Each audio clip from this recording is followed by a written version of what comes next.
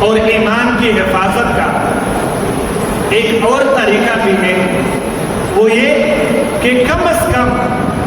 ہم دن میں 5 مرتبہ نماز جماعت کی پابندی کریں، کم از کم۔ اگر ہمارے دن کے دوسرے اوقات وہ غفلت میں گزرتی ہے، بازاروں میں گزرتا ہے، چوک چوراہوں میں گزرتا ہے، ہم دن میں نمازوں کی 5 اوقاتوں میں صرف 15 منٹ ہم مختص کریں اور اللہ رب العزت کے دربار میں آئے اور اللہ رب العزت کی دربار میں اپنی پیشانی زمین کے اوپر پھینکے اور اللہ رب العزت کے سامنے سجدہ ریز ہو جائے، تو کم از کم اللہ رب العزت ہمارا ایمان بچائے گا۔ انسان کمزور ہے، صبح کا نماز پڑھ لیا، صبح سے لے کر کم از کم ظہر تک 5-7 گھنٹے کا ٹائم ہوتا ہے، اور اس ٹائم میں ہم مکمل اللہ رب العزت سے غافل ہو جاتے ہیں، دنیا داری میں مصروف ہو جاتے ہیں۔ لیکن جب ظہر کا وقت ہوتا ہے اور اللہ رب العزت کا نمائندہ ہمیں اللہ رب العزت کی دربار کی طرف بلا لیتا ہے، تو ہمیں ٹائم پہ جانا چاہیے اور اس وقت ہم اللہ رب العزت کی دربار میں حاضر ہو جائیں، نماز پڑھیں، فرض نماز پڑھیں، نفلیں پڑھیں،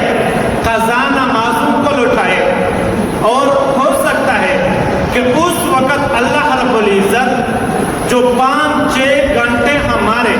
غفلت میں گزر چکے ہیں اور ان سب گناہوں کے اوپر اللہ رب العزت کرم کرے۔ پھر ظہر کا نماز پڑھ لیا، ظہر کے نماز کے بعد ہم پھر 4-5 گھنٹے 3-4 گھنٹے پھر ہم دنیا داری میں مصروف ہو جاتے ہیں اور غفلت میں ٹائم گزارنا شروع کر دیتے ہیں۔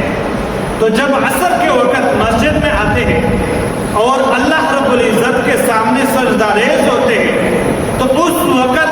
اللہ رب العزت ہمارے 4-5 گھنٹوں کی گناہوں کے اوپر قلم کر دیتا ہے۔ تو ایک عمل یہ ہے ہماری ایمان کی حفاظت کا کہ ہم 5 ٹائم پابندی کے ساتھ نماز پڑھ لیا کریں۔ اور اگلا عمل یہ ہے کہ ہم کثرت کے ساتھ حضور صلی اللہ علیہ وسلم کے اوپر درود شریف پڑھا کریں، اور درود کا یہ عمل یہ انتہائی عظمت والا عمل ہے، انتہائی فضیلت والا عمل ہے۔ اگر ہم درود پڑھتے ہیں تو اس کی ثواب اور اس کا حضور صلی اللہ علیہ وسلم تک پہنچتا ہے، اور حضور صلی اللہ علیہ وسلم کا یہ معمول تھا کہ جب بھی دنیا میں کوئی بندہ اس کو ہدیہ دیتے تھے تو حضور صلی اللہ علیہ وسلم اس کو ضرور ہدیہ لوٹاتے تھے۔